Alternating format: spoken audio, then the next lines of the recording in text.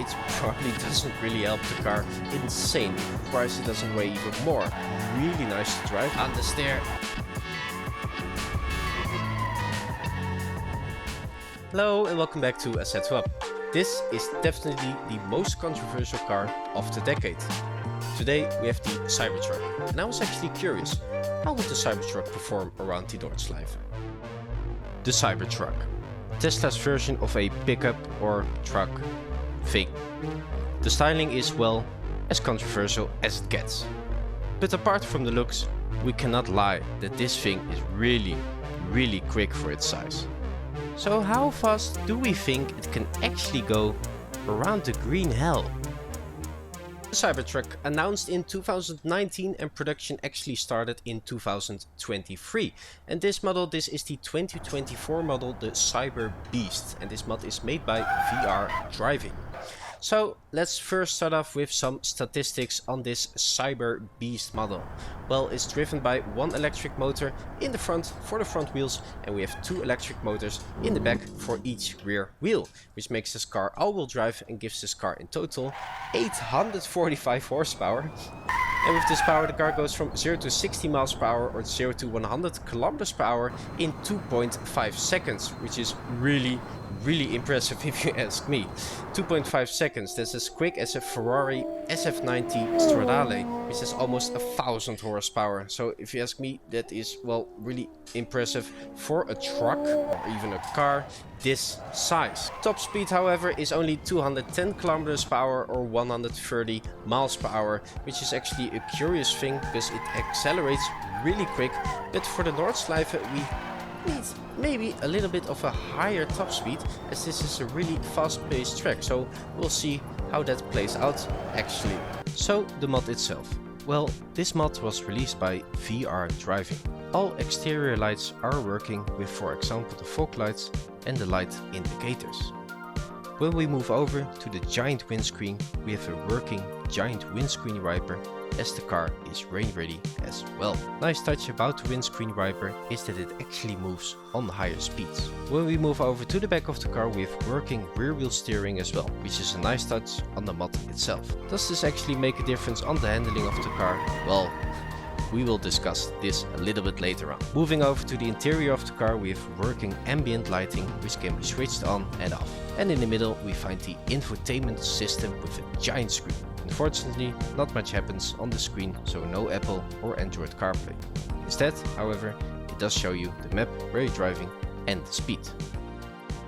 So the styling, well, it has a stainless steel body, which makes this car probably, well, a little bit heavier, as it weighs over 3000 kilograms. But then again, to be honest, with the size of this car or truck and the huge batteries that lay in it, I'm actually surprised it doesn't weigh even more. So 3000 kilos, even though that's like a lot, well, I think it's pretty justified for a car this size. I was reading a lot into the Cybertruck as well before I started recording this video, and apparently the styling comes from the Lotus Esprit from the James Bond movie The Spy Who Loved Me. But, well, if you look close, well, not even close, but if you look at the Cybertruck, you probably think it looks more like a DMC DeLorean from Back to the Future. So, how does it drive? Well, I'm gonna be completely honest, I don't really like how it drives. It's, well, as I said before, it has one electric motor in the front and two in the back, which makes it all-wheel drive. But the amount of understeer that this car has is insane. It really feels like it is only front-wheel drive, which is a bit of a disappointment, to be honest, as, well, I made a comparison in my last video as well.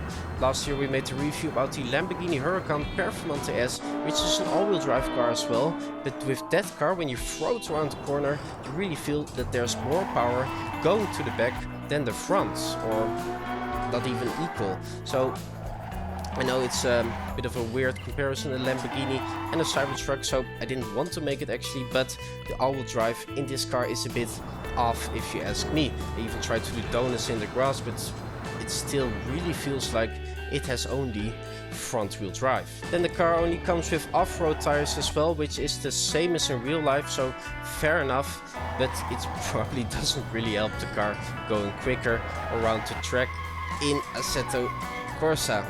It's not really the car's fault, and it's a pretty obvious thing as well, but I just want to get it out there. It's a bit, well, boring to drive an electric car in a simulator.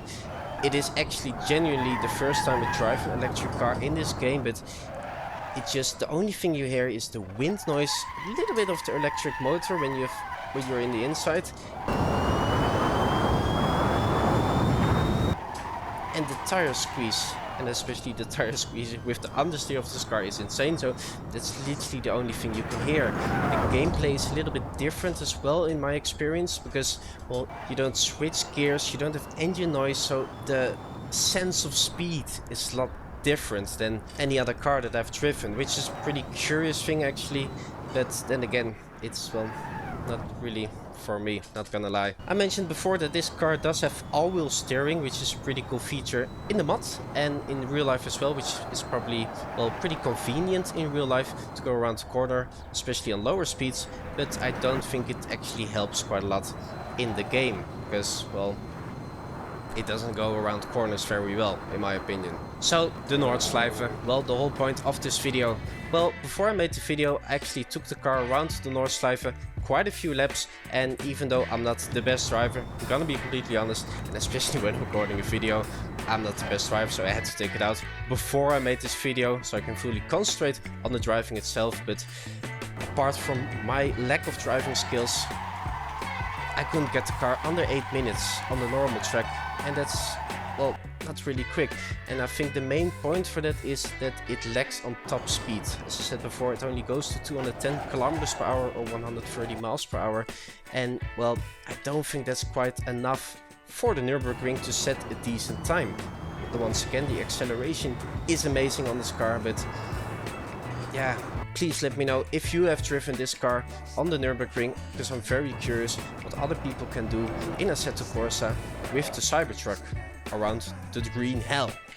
I know this mod is just for fun, and I really appreciate VR Driving for bringing this out. It's just fun because, well, it will be very rare to actually see this car in real life, let alone driving it, and I'm curious if somebody will actually take it around to Nordschleife, because, yeah, I think it is illegal in most countries, this car, so to get it on the Nürburgring, I think that's, well, almost quite impossible. Then again, it's a really well done mod. The driving, well, of course, for a car this size, I don't really like it.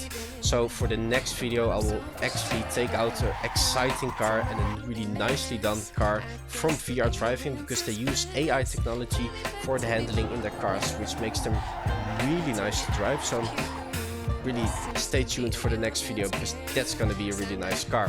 Once again, I would like to thank VR Driving for this mod, because it's a lot of fun. Understeer. And I would like to thank you for watching this video, and I will see you on the next one. See you. Bye.